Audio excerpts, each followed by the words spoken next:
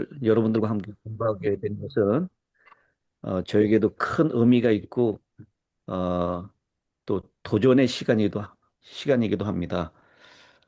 어, 저희가 그 EM을 담당하고 있는 이 제임스 목사님하고 매 월요일마다 모여서 목사와 복음 교육자에게 보내는 권면을 읽고 그리고 거기서 받은 구절들 은혜를 나누고 그리고 교회 사업들을 이렇게 같이 의논을 하고 협력하고 있습니다.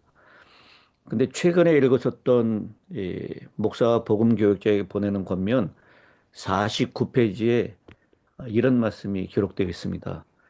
교회는 비록 연약하고 결함이 있어서 견책과 경고와 조언을 받아야 할 필요가 있지만 그것은 지상에서 그리스도께서 최고의 관심을 쏟으시는 유일한 대상이다. 아, 여러분, 각자 속해 있는 교회 가운데 문제가 없는 교회가 있나요? 김정희 입사님, 우리 세크라멘토 교회는 문제가 없나요? 겉으로 보기에는 없는 듯 하지만 다 있죠. 예, 문제가 없는 교회는 없습니다. 지금은 우리가 승리하는 교회가 아니고 전투하는 교회, 싸우고 있는 교회입니다. 최종적인 승리를 앞두고 있어요. 근데 싸우고 있는 교회이기 때문에 이 교회 안에 여러 가지 문제가 있는데요. 그 문제의 예, 종합판이라고 할 수 있는 교회가 고린도 교회입니다. 이 고린도 교회 이번 한 기 동안 고린도 전후서를 공부하면서 우리 교회의 문제도 돌아보고 그리고 이 고린도 교회에 사도 바울이 편지를 어떤 마음으로 보냈는지 그리고 그 해결책으로 제시한 것이 무엇인지 공부를 하면서 분명하게 우리 교회도 적용시킬 수 있게 되기를 바랍니다. 어, 고린도 전후서를 공부하기 전에 우리가 고린도에 대해서 좀 공부할 필요가 있다라고 생각을 합니다. 바울 당시에 고린도 하면 한마디로 돈, 사람, 종교, 쾌락, 복음의 기회가 한 곳에 모여 있는 항구 도시였습니다. 예, 이 우리 한국으로 치면은 뭐 인천이나 제 고향이 인천인데요. 인천이나 부산 같은 곳이라고 생각하시면 딱 좋겠습니다. 뭐 당시에는 중국과의 거래가 그렇게 많지 않았기 때문에 부산을 떠올리면 더 쉬울 거라고 생각합니다.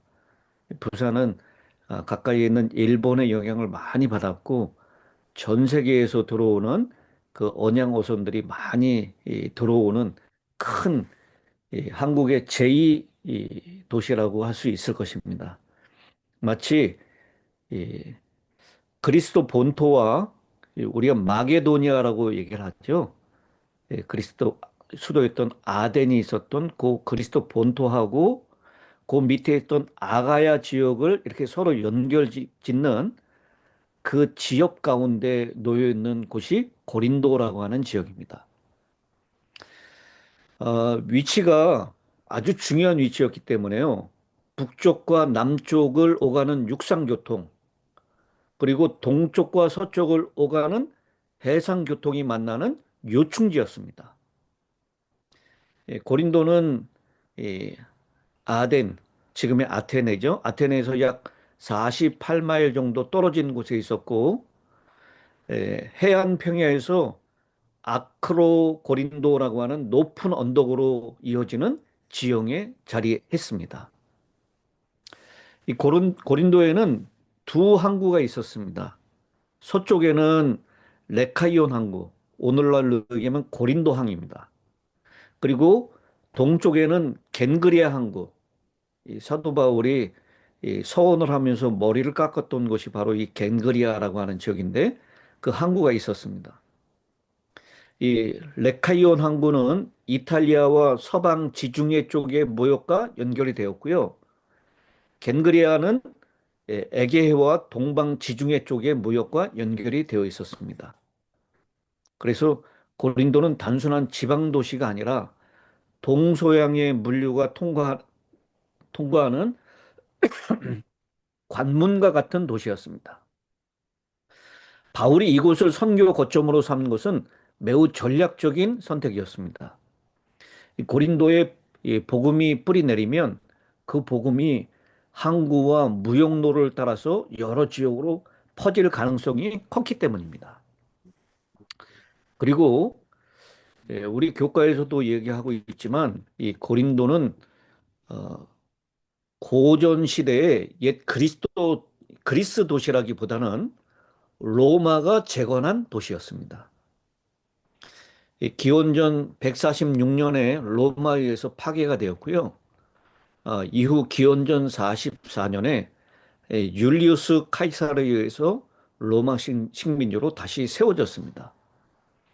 그래서 바울이 도착했을 때에 이 고린도는 로마 제국의 영향이 강한 도시였습니다.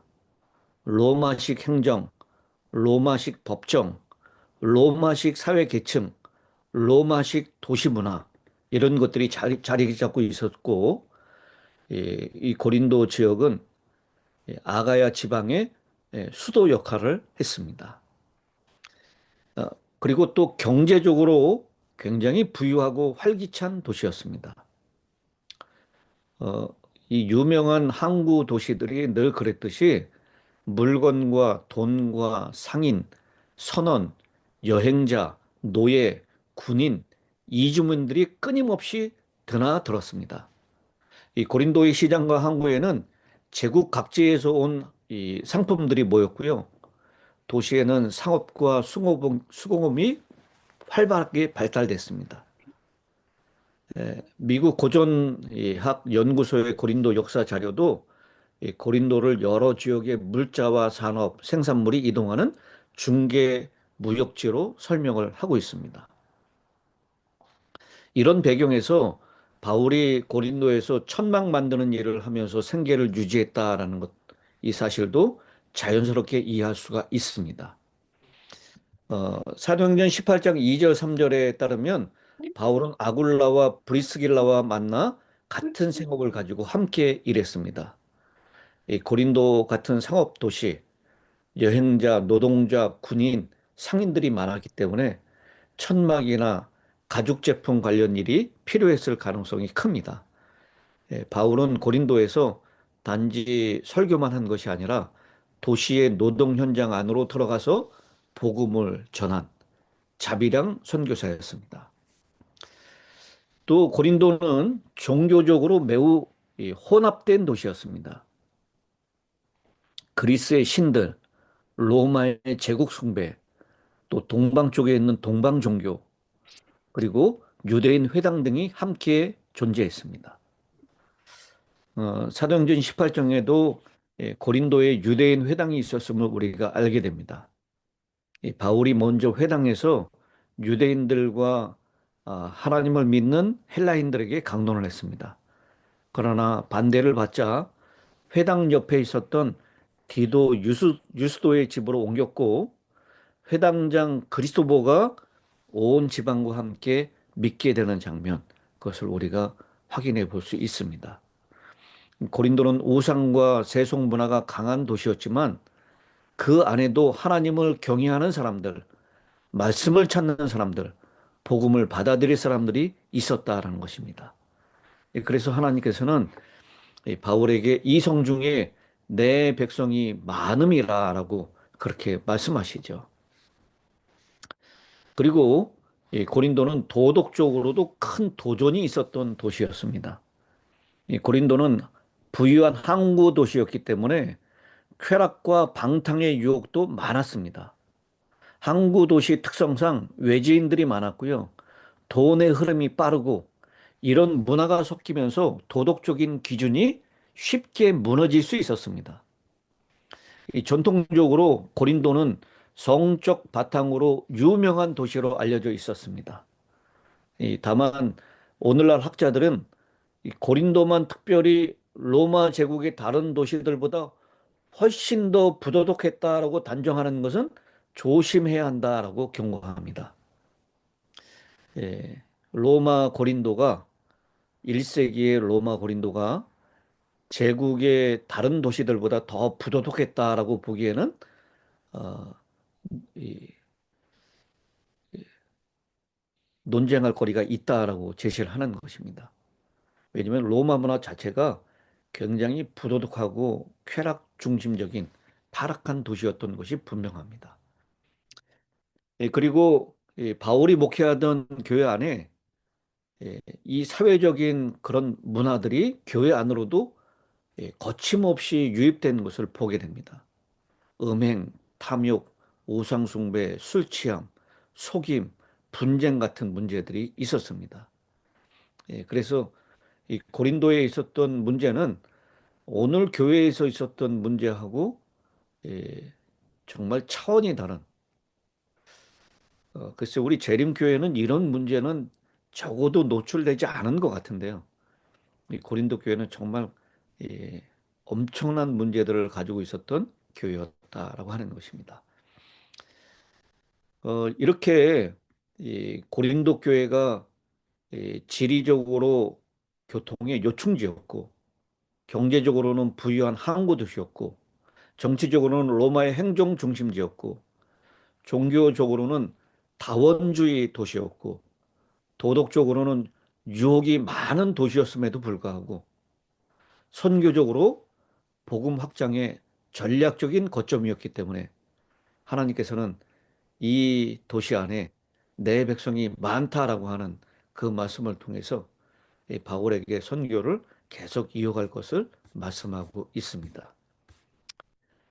조금 길게 오늘은 이 고린도 전후서의 배경을 떼는 고린도 지역에 대해서 좀 자세하게 길게 좀 나눠봤습니다.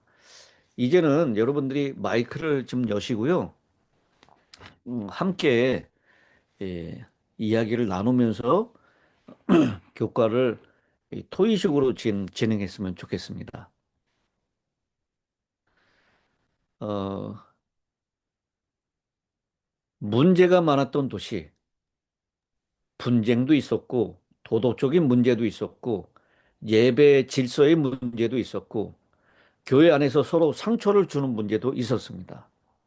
그런데 바울은 그 교회를 포기하지 않았습니다. 아, 내가 이 핍박이 몰려오고 힘드니까 다른 곳으로 피해서 복음을 전해야 되지 않을까라고 하는 생각이 있을 때, 오늘 사도행전 18장 9절 10절이죠. 기억절에 있는 말씀입니다. 하나님께서 밤중에 환상 가운데 바울에게 말씀하십니다. 두려워하지 말며 침묵하지 말고 말하라. 내가 너와 함께 있음에 어떤 사람도 너를 대적하여 해롭게 할 자가 없을 것이니 이는 성중에 내 백성이 많음이라 하시더라. 오늘 바울은 고린도에서 어떤 마음으로 복음을 전했는지 그리고 오늘 우리 교회와 우리의 삶에 어떤 교훈을 주는지 함께 나누어 보겠습니다. 먼저 가벼운 질문을 하나 드리려고 합니다. 교과에서 있는 질문인데요. 여러분, 시간의 여유가 생기면 가장 하고 싶은 일이 무엇입니까?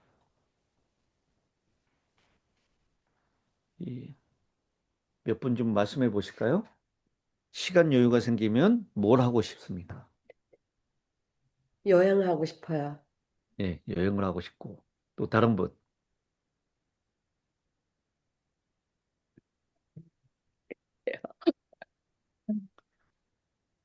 지금 아마 교과 공부는 여러분들이 다 하셨고, 그리고 지금 유튜브에도 교과 공부를 올리는 이 목사님들, 장로님들이 참 많습니다. 그러니까 지금은 이 교과에 있는 내용을 다루기보다는 실제적으로 우리가 함께 토의하면서 우리의 마음을 이렇게 나누는 시간이 됐으면 좋겠습니다. 그러니까 또 바쁘게 지금 지내니까요. 예, 좀 하고 싶은 말, 쉬면은 뭘 할 수 있을까 하는 생각조차 못하고 예. 부지런히 사는 것 같아요. 요즘은 뭐 바쁘지 않은 사람이 없는 것 같아요. 글쎄 말이에요. 옛날보다 참 이 문명이 이기들을 통해서 여유가 참 많은데 옛날에 어머니들은 빨래 하려면 빨래를 이고 그리고 이 냇가에 나가가지고 빨래를 하고 참 힘들게 했는데 우리는 그냥 세탁기에 집어넣으면 맞아. 음, 빨래가 되는 그런 시대에 살고 있는데 여유는 더 없어진 것 같지 않습니까? 맞아요. 시간에 여유가 생기면 여행도 가고 싶고 쉬고 싶은 분도 있을 것이고 못 만났던 가족을 만나고 싶은 분들도 있을 것입니다. 어떤 분들은 그냥 조용히 혼자 있고 싶다라고 하시는 분도 있을 것입니다. 이 바울이 생업이 무엇이었죠? 천막 만든. 음, 바울의 생업은 천막을 만드는 일을 했습니다. 그러나 바울의 진짜 관심은 천막 만들어서 돈을 버는 것이 아닙니다. 영혼 구원하는. 예, 사람들을 그리스도께로 인도하는 것입니다. 음, 오늘 교과의 첫 부분의 서론에 음, 영국의 위대한 선교사 윌리엄 캐리는 구두수선이 색업이었지만 자신의 진짜 사업은 영혼 구원이라고 말하곤 했다라고 했습니다. 여러분, 이것이 우리 교과의 출발점입니다. 음. 나는 지금 무엇을 위해서 살고 있는가? 나의 진짜 관심은 어디에 있는가? 음. 여러분 지금 무슨 일을 하고 계십니까?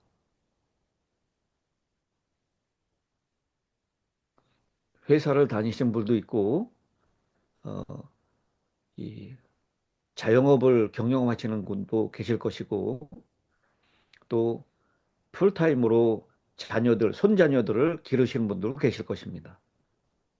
그런데 진짜 내가 관심을 두고 내가 할 일은 무엇인가? 라고 하는 것에 인식이 필요하다라고 하는 것입니다. 음. 어, 고린도전서 1장 1절을 보면요. 바울은 자신을 뭐라고 소개하고 있습니까? 예, 하나님의 하나님의 뜻을 따라 뜻을 그리스도 따라 예수의 사도로 부르심을 입은. 그리스도 예수의 사도로 부르심을 입은 바울이라고 자기 스스로를 소개하고 있습니다. 바울은 자기가 스스로 사도가 되었다라고 말하지 않습니다. 음, 사람들이 뽑아주어서 사도가 되었다고도 말하지 않습니다. 음. 그는 분명히 하나님의 뜻. 뜻을 따라 부르심을 받았다라고 했습니다. 여기서 중요한 말 두 가지가 있는데요. 첫째는 부르셨다라는 것이고요. 음, 두 번째는 무엇일 것 같습니까? 하나님의 뜻, 예, 하나님의 뜻을 따라 부르셨다. 음. 그 다음에 또 한 가지 중요한 것은 예수의 사도. 사도라는 뜻의 뜻이 뭐예요? 부르심을 받. 메신저, 불러냄을 받았다. 이건 교회라고 에클레시아라는 뜻이에요. 근데 사도 이건 무슨 뜻이죠? 예수께서 보내신 줄. 택함. 누가 본 건지. 보내심을 받은 사람이라는 뜻입니다. 그러니까 하나님이 부르셨는데 그 부르신 목적이 보내기 위해서 불렀다라는 것입니다. 음, 이 사도 바울의 그런 확실한 인식이 있었다라는 것이죠. 음, 조금 쉽게 얘기하면 하나님의 심부름꾼으로 자기가 부름을 받았다라는 것입니다. 음, 여러분, 심부름꾼에게 가장 중요한 것은 무엇이죠? 바르게, 종의 말, 아니, 주인의 말을 바르게, 아, 그러니까 순종하는 거, 전달, 그렇죠. 전달. 자기 생각과 자기 뜻을 전하는 것이 아니라 예. 보내신 분의 뜻을 정확하게 전하는 것. 음, 보내신 분의 이 맡겨진 일을 정확하게 하는 것. 이게 신부름꾼의 분명한 가장 중요한 일이라고 생각을 합니다. 바울은 자기의 철학을 전하지 않았고요. 자기의 경험담만 이야기하지 않았습니다. 음. 자기의 인기를 높이려고 하지도 않았습니다. 음, 그는 오직 예수. 누구를 전했어요? 오직 예수 그리스도만을 전했습니다. 오늘 이 시작하기 전에 그 충만이라고 하는 찬양 너무 좋았어요. 음, 예수로 충만하래. 그 작사, 작곡자가 누군지 아세요? 이 하나님의 은혜, 모든 것이 은혜, 뭐, 이 은혜라고 하는 것, 충만이라고 하는 것, 이거 요즘 이 사람들에게 아주 감동을 주는 복음성가를 작곡하신 분이, 작사하신 분이 손경민 목사님이에요. 음, 근데 이분이 얼마 전에 이 세크라멘토에 왔었어요. 어, 그래서 침례교회에서 이 이 집회를 했는데, 저도 거기를 가봤습니다. 처음에 딱 이 송경민 목사를 보니까, 어, 40대 초반 정도 된 거예요, 나이가요. 음, 딱 봤는데 너무 부잣집 아들처럼 생겼어요.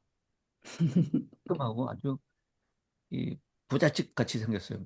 김성희 입사님도 가보셨죠? 네, 처음 인상이 그랬어요. 근데 맞아요. 이분이 간증을 노래를 하면서 그 부부가 간증을 찬양을 하면서 간증을 하는데 어렸을 때 참 불우한 시절을 보냈어요. 어머니가 일찍 돌아가셨고 아니 어머니하고 아버지하고 일찍 이혼을 했어요. 음, 그래서 홀 어머니 밑에서 아주 가난하게 자라고 그리고 신문 배달도 하면서 참 힘들게 남들 다 가는 대학도 가지 못하고 어렵게 어렵게 자랐더라고요. 그리고 결혼하고 난 다음에도 이, 이 화장실하고 집이 이렇게 떨어져 있는 정말 가난한 곳. 거기에서 이 사모님하고 같이 어, 이 할머니하고 어머니를 모시고 그렇게 살았더라고요.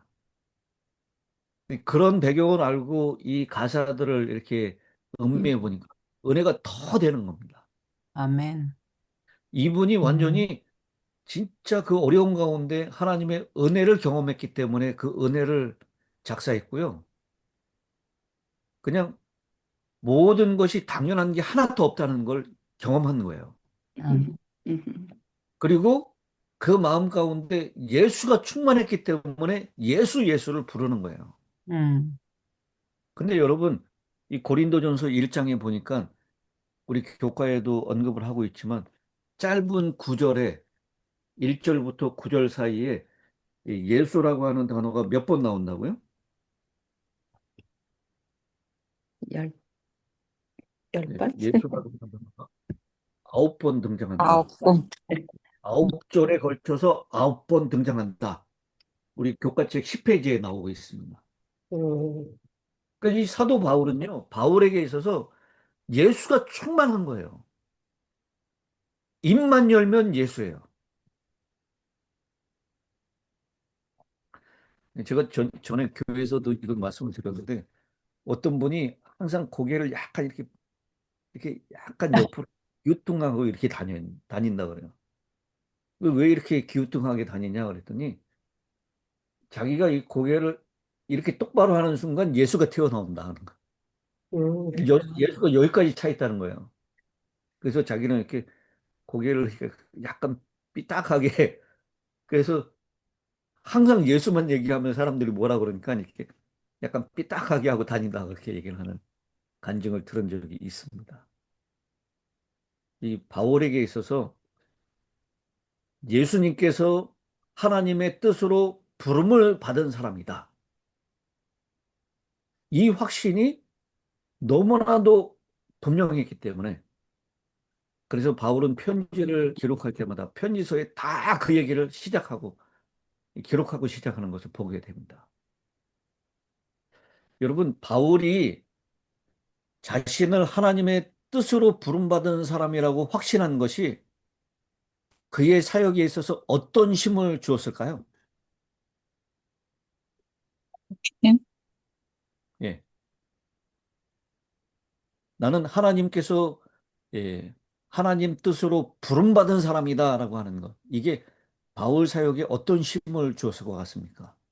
담대함. 100%. 자신감, 담대함, 예, 예. 담대함. 용기, 담대함, 자신감, 음, 평안함, 확신, 음, 이런 것들을 줬을 것이 분명합니다. 아멘. 사람들이 반대하도 상황이 어려워도 열매가 당장 보이지 않아도 버틸 힘이 있었습니다. 여러분, 하나님께서는 목회자만 부르시는 것이 아닙니다. 장로님도 부르시고 집사님도 부르시고 안식일학교 교사도 부르시고 성가대원도 부르시고 주방에서 봉사하시는 집사님들 부르시고 차량으로 섬기는 분도 부르시고 조용히 다른 사람들을 위해서 기도하시는 분도 모두 하나님 앞에서 부르심을 받은 사람인 것을 기억하시기 바랍니다. 아멘. 아멘. 중요한 것은 직분의 크기가 아닙니다. 하나님께서 내게 맡겨주신 자리에서 충성하는 것입니다. 하나님께서 나를 불러주셨다라고 하는 분명한 자기 인식.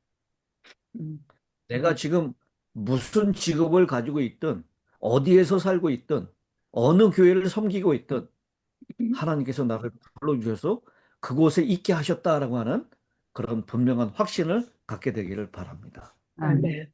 아멘. 어, 바울이 고린도에 오기 전에 어디에 있었다라고 얘기하죠?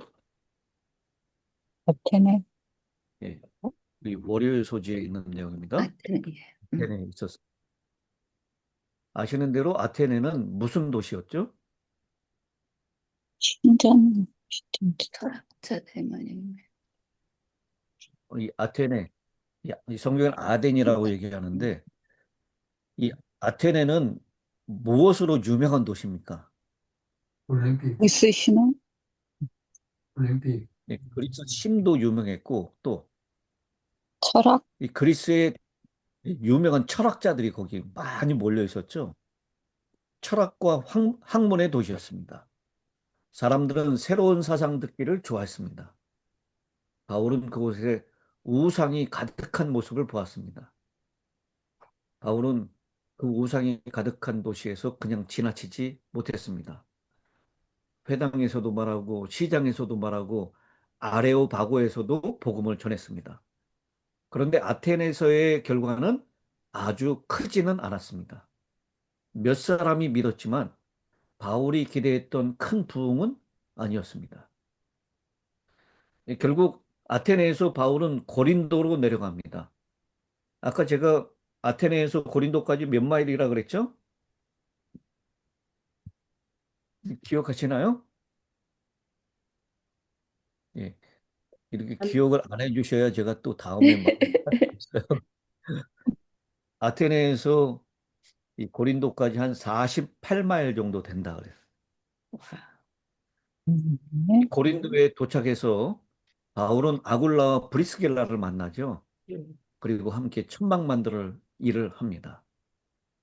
그리고 사도행전 18장 4절에 이렇게 얘기하죠.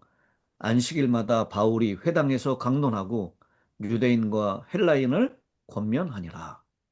바울은 안식일마다 말씀을 전했습니다.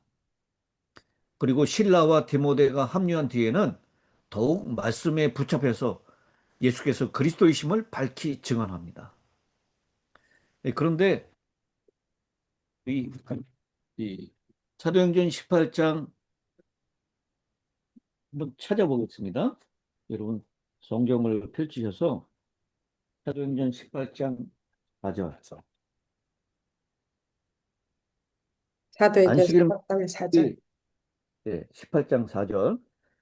안식일마다 바울이 회당에서 강론하고 유대인과 헬라인을 권면하니라. 실라와 디모데가 마게도냐로부터 내려오매 바울이 하나님의 어디에 붙잡혀? 말씀 붙잡혀. 하나님의 말씀에 붙잡혀 유대인들에게 예수는 그리스도라 밝히 증언하니 라고 했습니다. 음, 여기 말씀에 붙잡혔다라고 했습니다. 음, 여러분 바울이 말씀을 붙잡은 것도 사실이지만 더 깊이 말씀이 바울을 붙잡은 것입니다. 음, 복음이 바울의 마음을 사로잡았습니다. 바울이 말씀을 붙잡은 것도 사실이지만 말씀이 바울을 놓아주지 않는 거예요. 음, 그래서 그는 가만히 있을 수가 없었던 것입니다.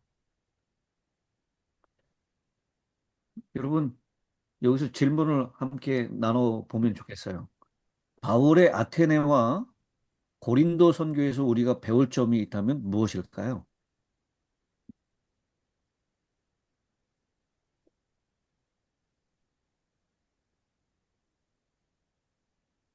아테네에서 또 고린도에서 바울은 어떻게 선교를 했고 우리가 배울 점이 무엇이 있을까요? 그들의 레벨에 맞춰서 복음을 증거했고요. 또 하다가 이게 많은 성과가 없을 때는 돌아설 수 있는 담대함도 있어야지 될 것 같고요.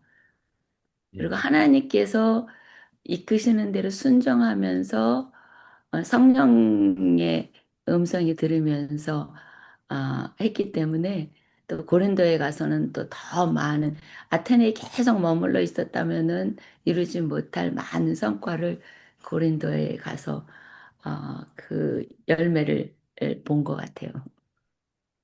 아멘. 그렇습니다. 바울은 환경을 탓하지 않았어요. 아테네에서는 철학자들을 만나서 그가 가지고 있는 지식을 가지고 복음을 증거했고요. 고린도에서는 이 문화가 너무 타락하고 사람들이 이 너무 방탕하고 쾌락적이고 음란하다라고 이 사람들에게 복음이 불가능할 것 같다. 이렇게 탓하지 않았습니다. 상인들과 다양한 사람들을 만나서 그는 어디에 있든지 어떤 환경에 처했든지 복음을 전하는 일에 힘썼다라는 것입니다. 그리고 이 아테네에서는 그냥 그 피신 오기 때문에 단독으로 내려왔어요. 그래서 협력할 사람이 없었지만 이 고린도에서는 바울이 아굴라와 브리스길라 그리고 함께 조인했었던 실라와 디모데와 함께 복음 사역을 함께 하는 것을 보게 됩니다. 그러니까 우리 복음을 전하는 일은 이 슈퍼히어로 같은 한 사람이 하는 일이 아니고 우리가 같이 협력해서 동역자들이 함께 하는 일이다라고 하는 것, 그것을 우리가 배우게 됩니다. 그리고 바울은 생업과 사명을 분리하지 않았습니다. 저는 우리 재림교회에서는 그런 분들을 많이 보지 못했지만 개신교회에서는 참 많이 봅니다. 제가 아는 한 분이 어, 이 택시 드라이버였는데 이분이 집회를 참여해서 은혜를 받은 것 같아요. 그래가지고 은혜를 받은 것 때문에 택시 드라이버 운전하는 일을 그만두고 이분이 이 단기 코스 신학을 공부해가지고 목사가 되는 이 모습을 봤습니다. 참 염려가 되는 부분이에요. 생업을 저버리고 목사가 목사의 길을 갔는데 그 가족들은 어떻게 됐을까? 그분이 그리고 이 그 비인가 신학교 참 우후죽순으로 많이 있습니다. 말도 안 되는 이 교과목을 가르치고 그리고 이 짧은 기간 동안에 목사를 그냥 양성해내요. 그런 목사들이 나가가지고 문제를 참 많이 일으키는 것을 우리가 보게 됩니다. 음, 이 복음도 아닌 것을 자기 고집대로 전하는 그런 이 사람들. 이 바울은 생업과 사명을 분리하지 않았습니다. 천막 만드는 일이 이 생업이었지만 그의 삶 전체는 복음의 도구였습니다. 음, 그리고 천막 만드는 일을 통해서 만나는 사람들에게 때를 어떤지 못 어떤지 복음을 전하는 일을 했던 것입니다. 우리도 교회 안에서만 그리스도인이 아닙니다. 가정에서도 일터에서도 시장에서도 이웃과 만날 때 우리는 복음의 향기가 되어야 합니다. 아멘. 그래서 내가 하고 있는 일을 어, 다 접고 복음을 전하라. 이건 이 하나님께서 때때로 그런 이 사람들을 부르시기도 하지만 대부분의 많은 경우에 있어서 우리 삶의 현장에서 복음을 전하는 일, 그것이 우리에게 맡겨진 사명이다라는 것을 꼭 기억하셨으면 좋겠습니다. 네. 그 다음에 이 고린도 도시의 이 어려움에 대한 얘기를 회유를 하고 있습니다.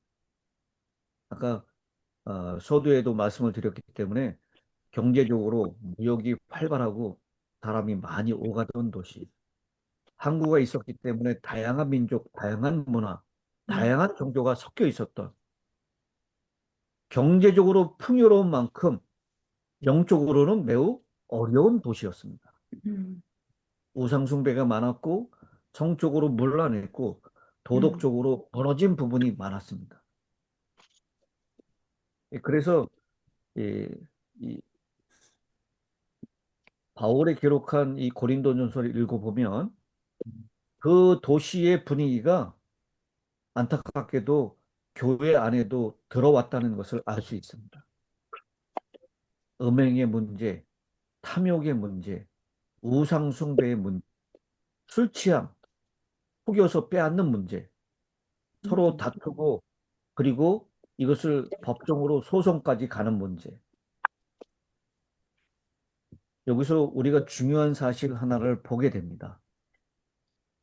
교회는 세상에 속해 있지만요. 세상의 방식으로 살아서는 안 된다라는 것입니다. 실제로 세상의 문화가 교회 안으로 들어올 때가 많습니다. 고린도 교회가 대표적이었고요. 오늘날도 마찬가지입니다. 우리는 고린도와 전혀 다른 시대에 사는 것 같지만 사실 영적인 문제는 참 비슷한 것입니다. 우리가 요새 그 목사가 복음 교육자에 관한 권면을 읽는다 그랬잖아요.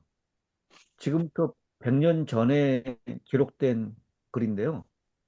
그때 당시에 교회에서 일어나고 있는 엘렌 화이트이 기록한 그 교회 문제들이 오늘날 우리 교회 문제하고 별 다를 바가 없어요. 똑같아요. 2000년 전에 고린도 교회의 문제가 오늘 지금 2000년이 지난 이 교회의 문제하고도 별반 다른 게 없다라고 하는 것입니다. 그때는 우상 신전이 있었다면 오늘날은 돈과 성공과 쾌락과 인기, 자존감, 편리함이라고 하는 우상들이 만연한 시대에 살고 있습니다. 그때는 도시 문화가 교회를 흔들었다면 오늘날은 인터넷, 미디어, 세속적인 가치관 이런 마음이 이 교회를 흔들고 있습니다. 여러분, 고린도 이 도시와 오늘 우리가 사는 세상과 어떤 점에서 비슷하다라고 생각하십니까?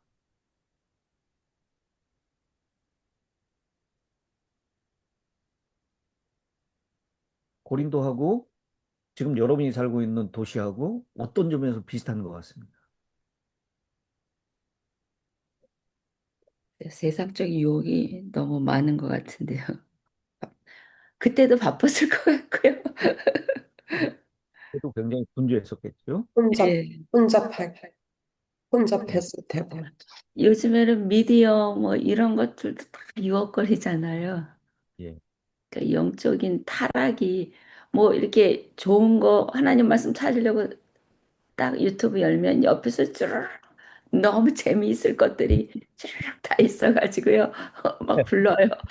때때로 어쩌다 한번 누르면 아, 거기로 빠져가기가 너무 쉽더라고요. 그래서 정신을 차리지 않으면 엉뚱한 곳으로 가 있을 때가 많을 것 같아요. 요즘 무서운 것이 알고리즘이라고 하는 거예요.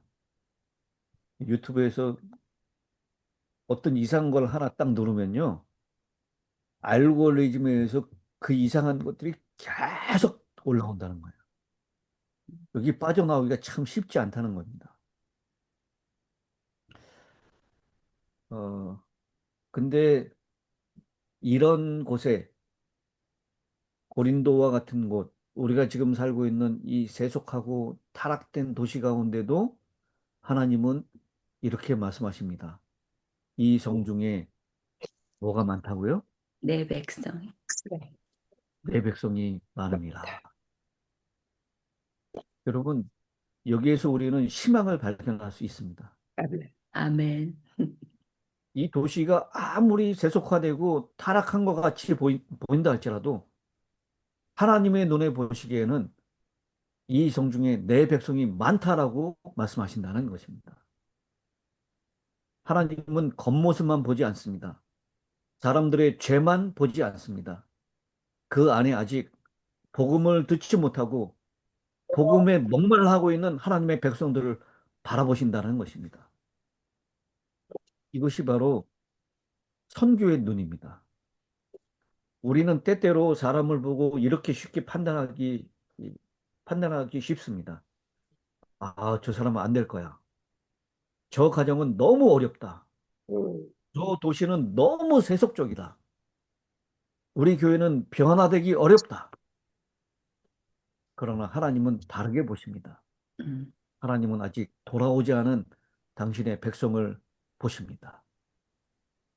그래서 인간의 눈으로 봤을 때 희망이 없는 그런 도시처럼 보이고 희망이 없는 교회처럼 보인다 할지라도 여러분 그 중에서도 하나님의 백성이 많이 있다라고 하는 이 음성을 우리 희망으로 받아들이고 하나님의 사명을 오늘도 이루어드리기 위하여 더 힘쓰시게 되는 저와 여러분이 되시길 바랍니다. 네. 아멘. 목요일 소지입니다. 고린도 교인들에게 보내는 바울의 편지. 아, 여기 가기 전에 어, 그 제가 중요한 말씀을 하나 빼먹었어요.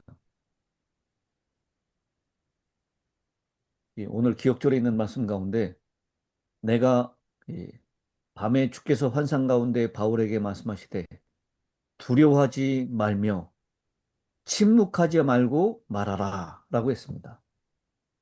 이 말씀을 보면 여러분 바울도 두려워했습니까?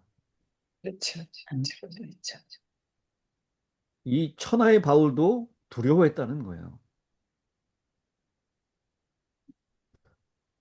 바울은 아주 강한 사람입니다. 음, 복음을 위해서 많은 고난을 견딘 사람입니다. 진짜 산전수전 다 겪었어요. 음, 그러나 그런 사람들이요, 반대를 만나면 마음이 흔들렸고, 비방을 들으면 낙심했고, 사역을 계속해야 할지 고민했다라는 것이에요. 음, 고린도전서 1장 3절에 있는 이 바울의 고백을 한번 보겠습니다. 음, 내가 너희 가운데 거할 때 약하고 두려워하고 심히 떨었노라. 음. 여러분 이 구절에서 바울의 심정이 지금 이해가 되시나요? 네. 바울도 약했습니다. 바울도 두려워했고요. 음, 바울도 떨었습니다. 그런데 하나님께서는요, 그에게 두려워하지 말라, 침묵하지 말라, 말하라. 내가 너와 함께 있다. 이 성 중에 내 백성이 많다. 아멘. 오늘도 우리 하나님께로부터 이런 위로의 말씀, 격려의 말씀이 우리에게도 필요합니다. 우리가 교회 일을 하다 보면 두려울 때가 있습니다. 전도하다가 거절당할까 봐 두렵고요. 성도들을 섬기다가 오해받을까 봐 두렵고요. 가정에서 신앙 이야기를 꺼내기가 두려울 때도 있습니다. 교회가 변하지 않을 것 같아서 낙심할 때도 있습니다. 그때 주님께서 우리에게 말씀하십니다. 두려워하지 말라. 내가 너와 함께 있다. 아멘. 이사야 41장 10절에 있는 말씀이죠. 두려워하지 말라. 내가 너와 함께 있다. 내 의로운 오른손으로 너를 붙들리라. 이라. 여기서 여러분들에게 질문을 하나, 여러분의 마음을 좀 나눠주셨으면 좋겠습니다. 오늘 하나님께서 바울에게 주셨던 격려, 오늘 기억절에 있는 말씀이죠. 두려워하지 말라. 침묵하지 말고 말하라. 내가 너와 함께 있다. 너를 해롭게 할 자가 없다. 이 성 중에 내 백성이 많다. 이 말씀 가운데 지금 여러분들에게 가장 힘이 되는 말씀은 어떤 말씀입니까? 이성 중에 내 백성이 많다. 이성 중에 내 백성이 많다. 또 다른 분. 내가 너와 함께 하겠다. 네, 너와 함께 하겠다. 또 아멘. 다른 분. 두려워하지 말라. 예, 지금 마이크가 열려 있는 분이 두 분밖에 그렇게밖에 안 되시네요.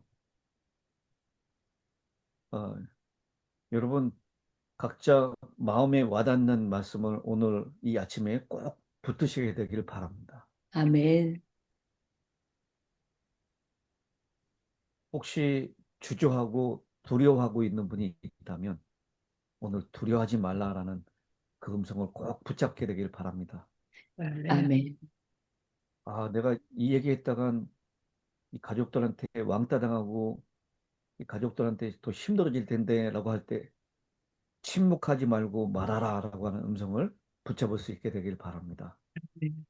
예. 용기의 네, 말씀이네요. 예. 이 말씀의 가장 중심이 되는 말씀은 바로 내가 너와 함께 있다라고 하는 말씀이라고 생각합니다. 아멘. 하나님이 함께 하시면 두려움이 끝나는 것이 아닙니다. 음, 그러나 두려움 속에서도 앞으로 갈 힘이 생깁니다. 담대. 예, 아멘. 하나님이 함께 하시면 문제가 없어진다고 보증하진 않으세요. 그러나 문제보다 크신 하나님이 함께 하신다는 것을 우리에게 약속하여 주십니다. 음, 하나님은 문제보다 더 크신 분이십니다. 네.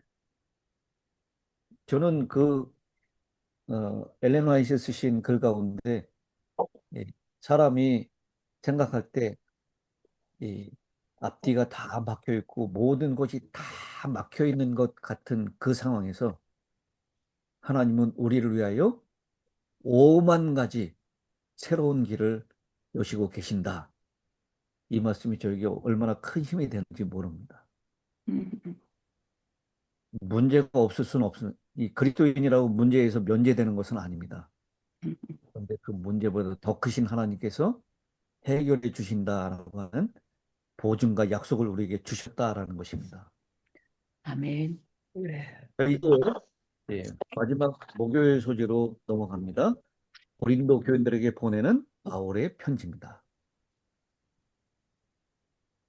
어, 고린도전서 1장에 보면 교회 안에 분쟁이 있었습니다. 어떤 사람은 바울파라고 얘기하고요. 어떤 사람은 무슨 파?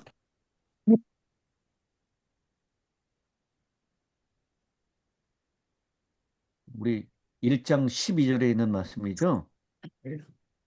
어, 너희가 가운데 분쟁이 있다는 것이다. 내가 이것을 말하거니와 너희가 각각 이르되 나는 바울파다. 나는 아볼로파다.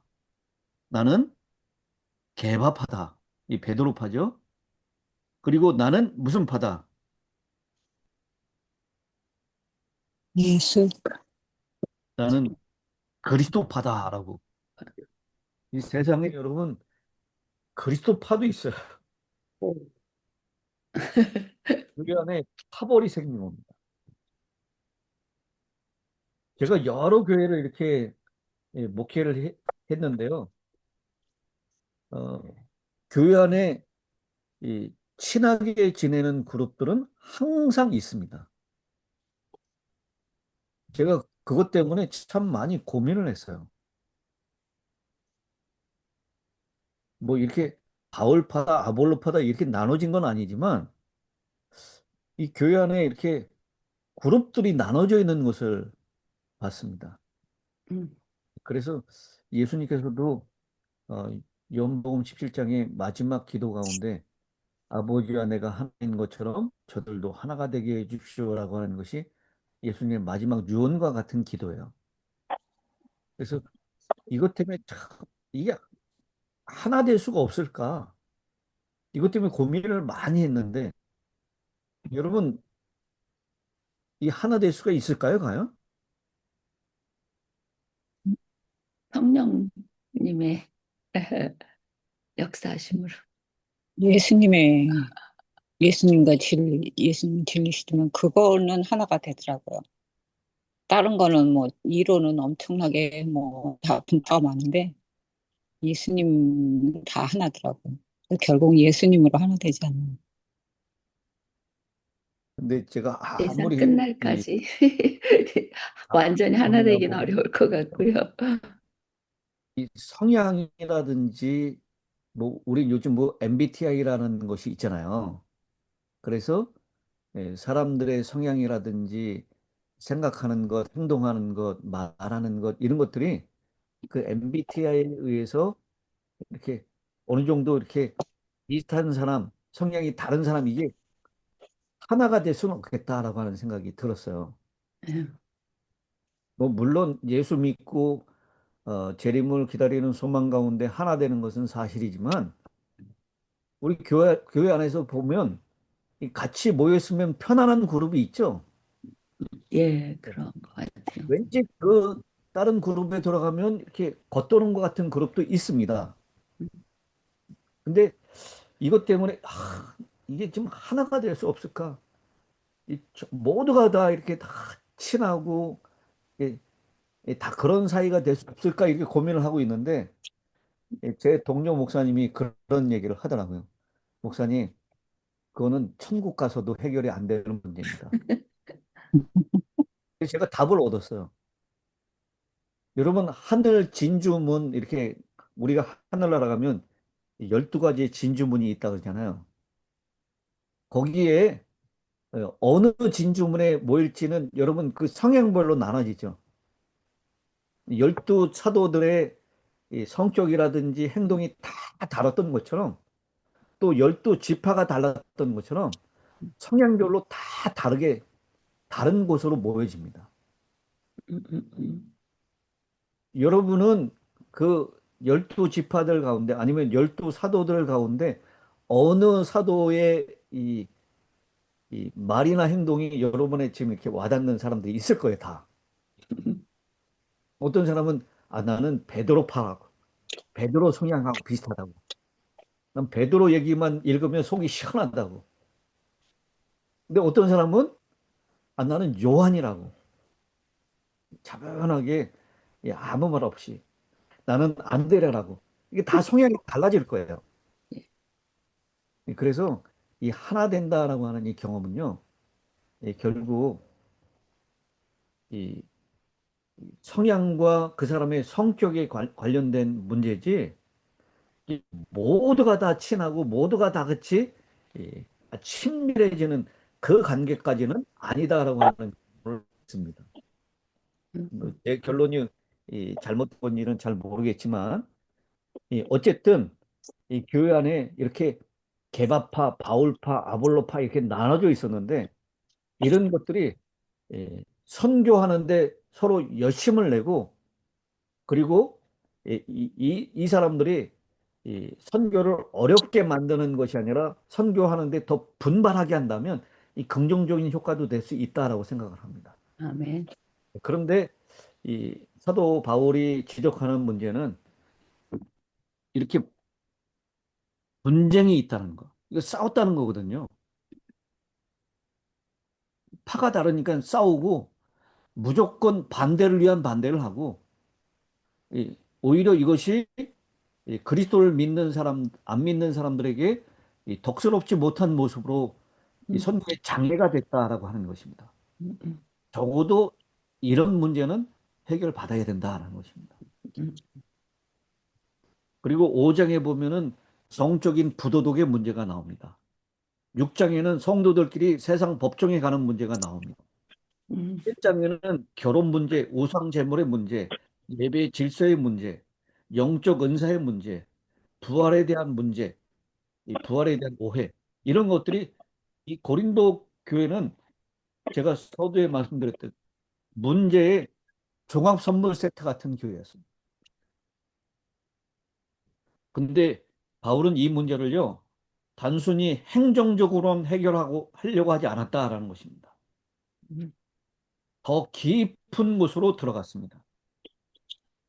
이 바울이 이 교회 문제 해결에 예, 이 중심 키워드는 고린도전서 2장 2절에 있는 말씀입니다.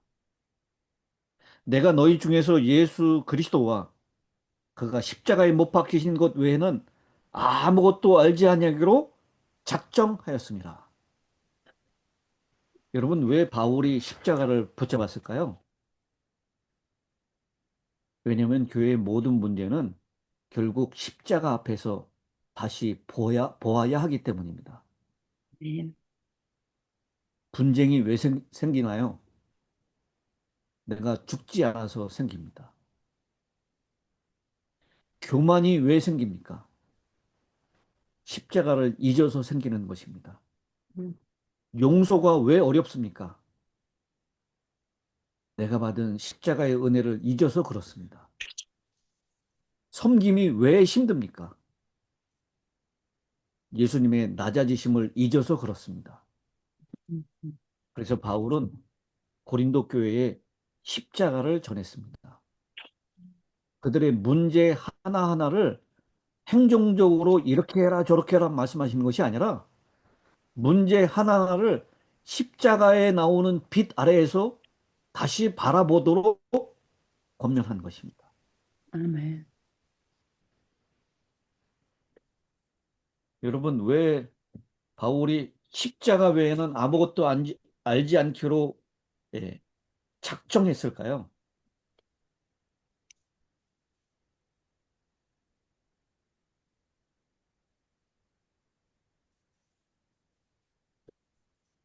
온갖 젬된 생각들이 바울을 사로잡을 것 같으니까요. 자기 스스로는 해결할 수 없으니까. 어, 그것도. 바울의 경험으로 이루어진 일이라고도 생각이 돼요, 저는요. 어허. 이 바울이 1차, 2차 선교여행을 이제 이 고린도는 이제 2차 선교여행 때 만난 것이고, 그리고 3차 선교여행 에베소에서 이 고린도의 전서를 기록을 하는데요. 이 적어도 고린도 전서 후서뿐만 아니라 편지가 두 개는 더 있었다라고 학자들은 얘기하죠.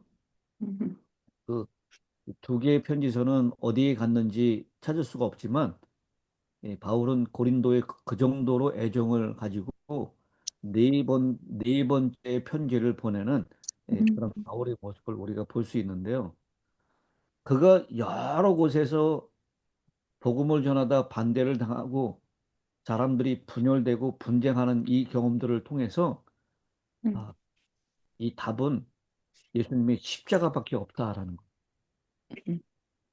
그때그때 사람들에게 다른 말로 설득을 하고 다른 말로 권면해도 예수님의 십자가밖에 답이 없다라는 것을 그는 경험을 통해서 깨닫게 된 것이다라고 저는 믿습니다.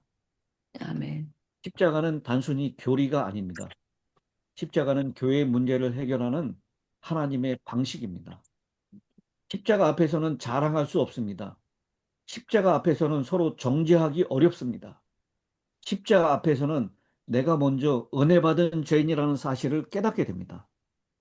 그래서 십자가를 붙드는 교회는 다시 살아날 수 있습니다. 아멘. 십자가를 붙잡는 교회는 다시 살 수 있습니다.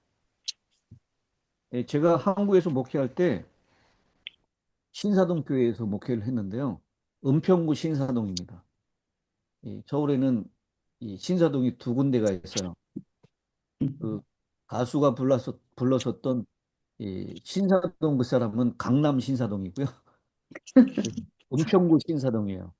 근데 그 신사동 교회에 구청장을 지내셨던 분이 출석했어요. 근데 그분은 교회에 오면은 이, 이 손을 이 십자가 모양으로 이렇게 딱 이렇게 잡아가지고 이 교회 안에 강대상에 십자가가 있잖아요. 그러면 이 자기 손으로 이 십자가를 딱 만들어서 강대상에 그 십자가하고 딱 이렇게 일치를 시킨 다음에 그 다음에 기도를 하세요. 음, 아, 왜 그렇게 기도를 하십니까? 그랬더니 이 자기의 마음에 있는 이 십자가하고 이 강단에 있는 그 십자가하고 이렇게 딱 맞춰가지고 그래서 자기가 기도를 해야지 이 기도빨이 생긴다. 이렇게 말씀을 하시더라고요.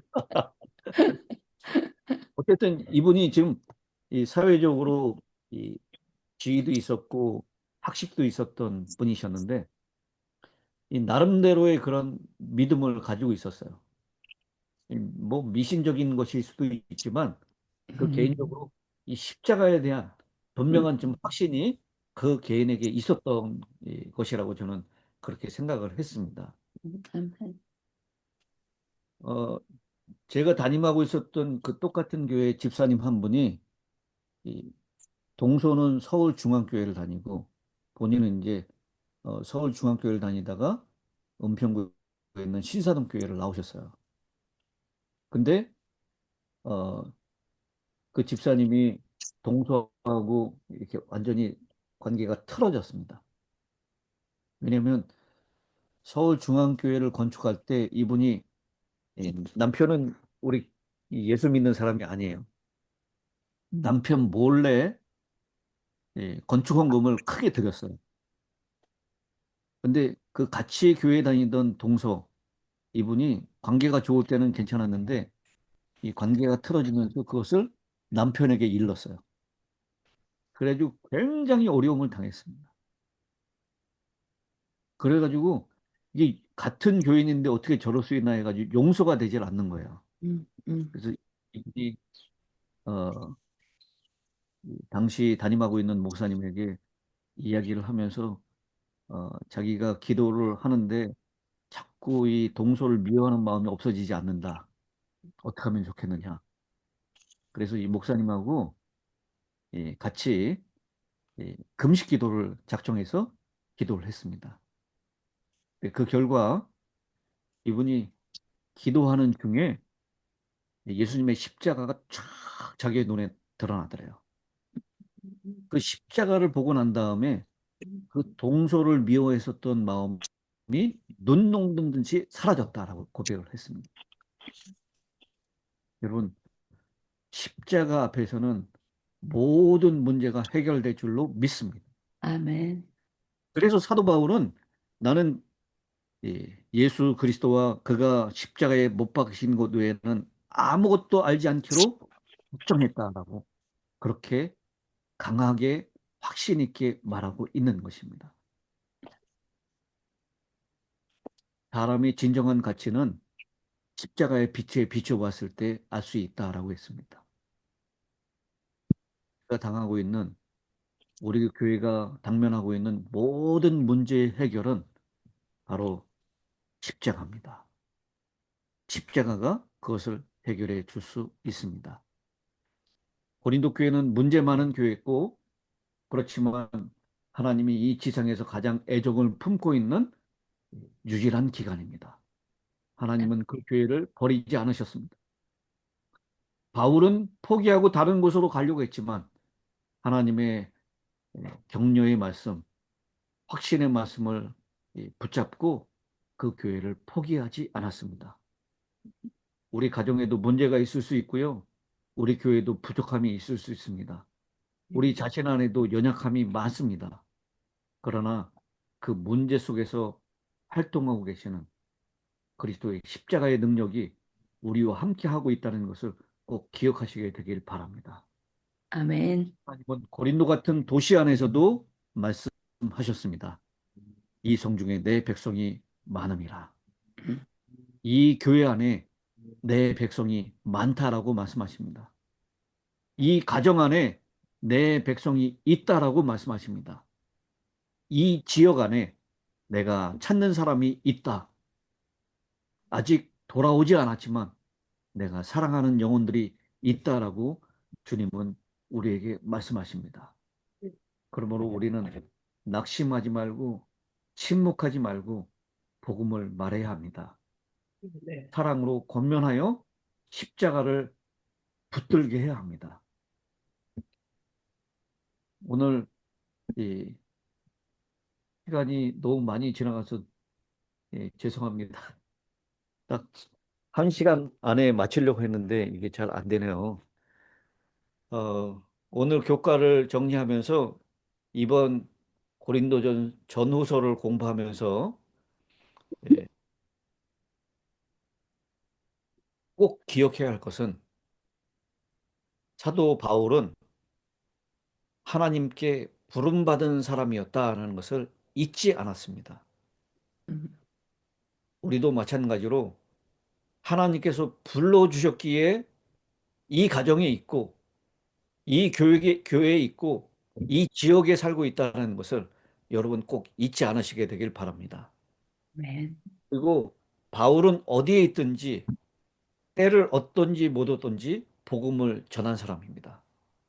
아테네에서도 고린도에서도 회당에서도 일터에서도 예수를 전했습니다. 오늘 우리도 우리가 처해져 있는 곳에서 말과 삶으로 복음을 전할 수 있게 되길 바랍니다. 아멘.